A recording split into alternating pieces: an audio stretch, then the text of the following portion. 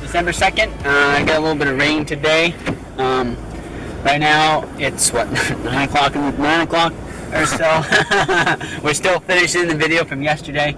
So Taylor's doing all the editing and everything like that. So Dad and I are going to stay local right here for about an hour or so and see if we can go find a doe that wants to be dinner. Of all the deer seasons that you go to, this is probably the most important one. Is the one where you harvest your does. It's important. I mean, that's why we hunt, right? We say, well, we do it for herd control. Well, that should be the most important season of all. Keeping those does off the land so that you keep the fawns off the land to save the woods so that they're not overbrowsed and it actually saves deer. It's an important thing, and it should be the most important season of all.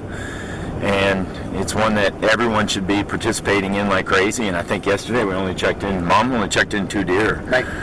So that's, what does that say? It's important to get out there, and this is the most important one of all. Because the reason why hunting seasons were established was to keep the population fluctuations to a minimum. So that way you didn't have a boom and a bust year all the time. You wouldn't have 1 year, 2 years that were good deer seasons and then 10 years of not good population numbers.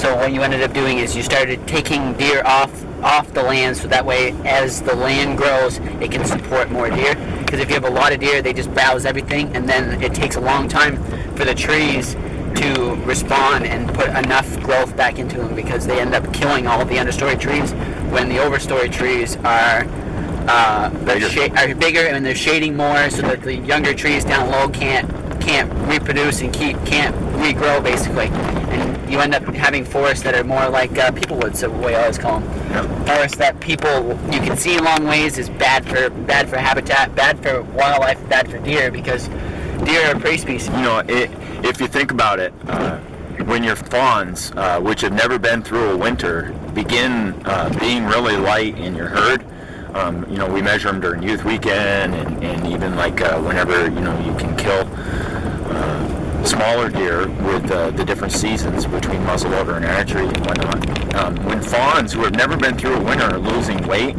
that's not a good sign. That's like all human babies suddenly weigh 5 pounds. You'd say, well, what's going on with the moms?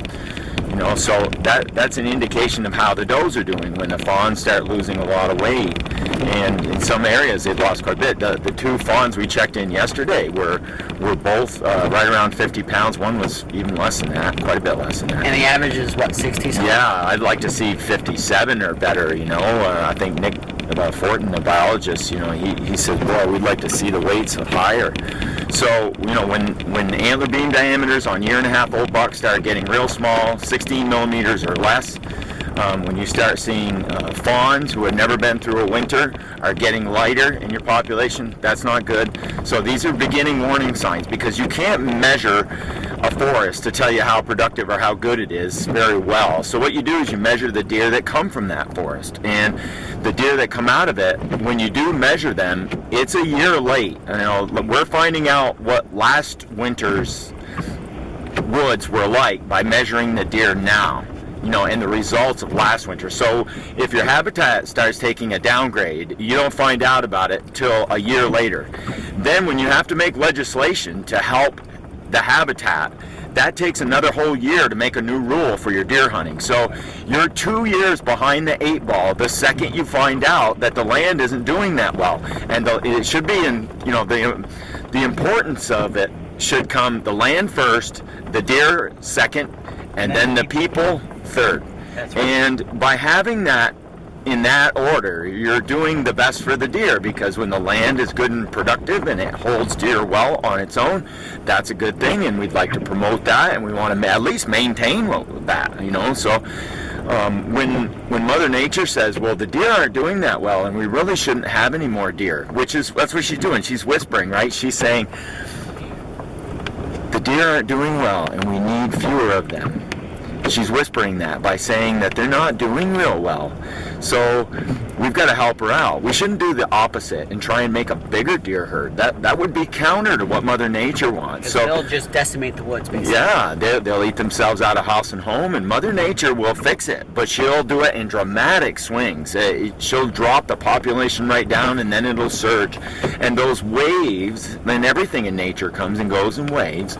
Those waves are so important that, and human beings like the waves to stay small, keep the deer herd about the same size or as big as possible, like all the time.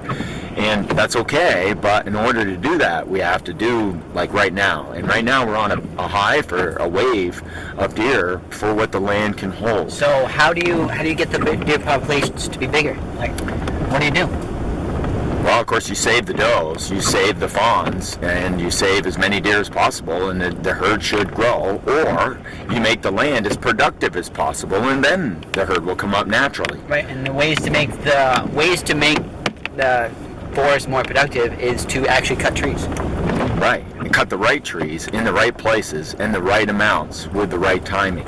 There's so many things about the deer herd that are so unpredictable. And one of them, of course, is weather here. The snow can be super deep. Snow can be super deep. It can be really super cold, or it can be really mild, and your herd will either grow or get knocked back by the winter. And you do the best you can with what you got. And you guys talk. I'm just going to go right out here and see if there's any. Okay. Sometimes it's important also to, think in those terms. What's good for the land, what's good for the deer will usually be great for people too. And we can have a balance of all those things. Science is supposed to play a role in wildlife management. And politics are actually supposed to play a role too, because the people of the United States own the wildlife. Everyone does. Whether you hunt and fish, whether you choose not to, or any of those things, all the people own that. It's a public trust resource. And it's very important that we maintain that we keep it so everyone owns it. Hunting is very quickly becoming privatized, and just like back in England, right, the king's deer. Well, pretty quick, it's going to be the landowner who's the king. It's going to be his deer, and it's not going to be the people's deer anymore, and he's going to turn it into a public commodity.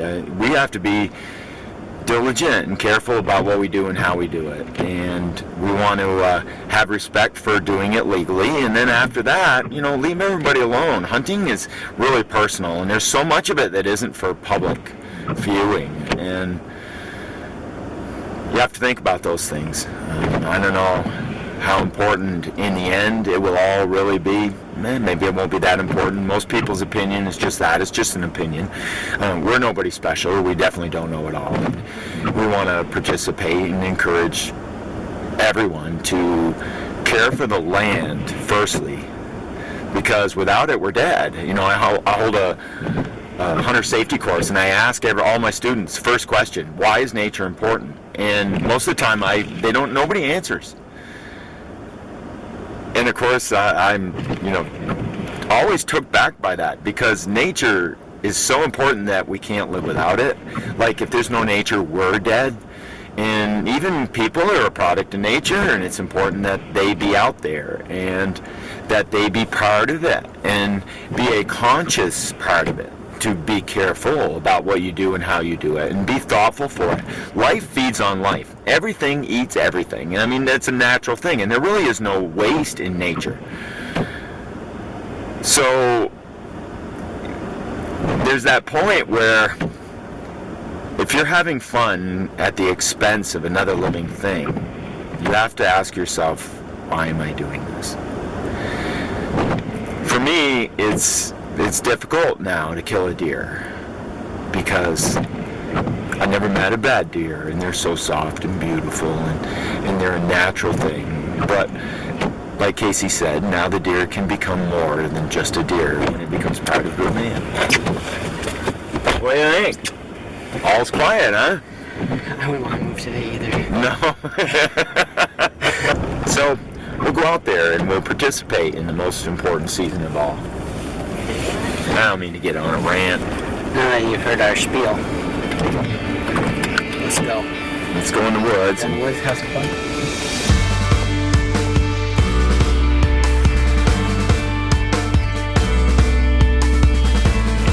Yeah, that's a pretty good size foot on him. Yeah. He's up the hill really slowly.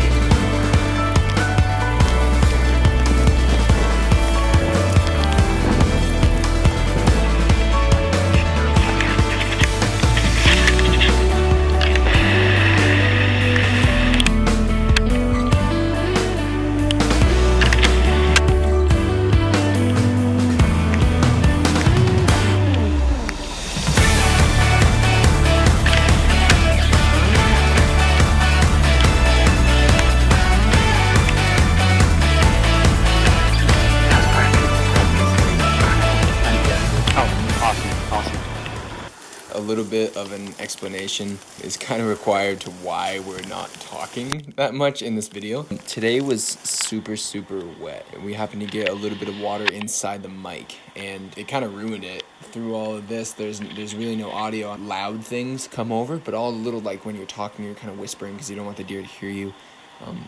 None of that really got recorded, and you can't really hear it at all.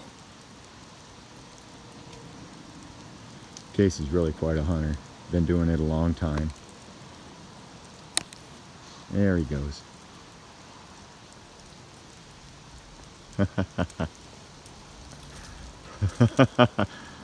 Beautiful. That was awesome.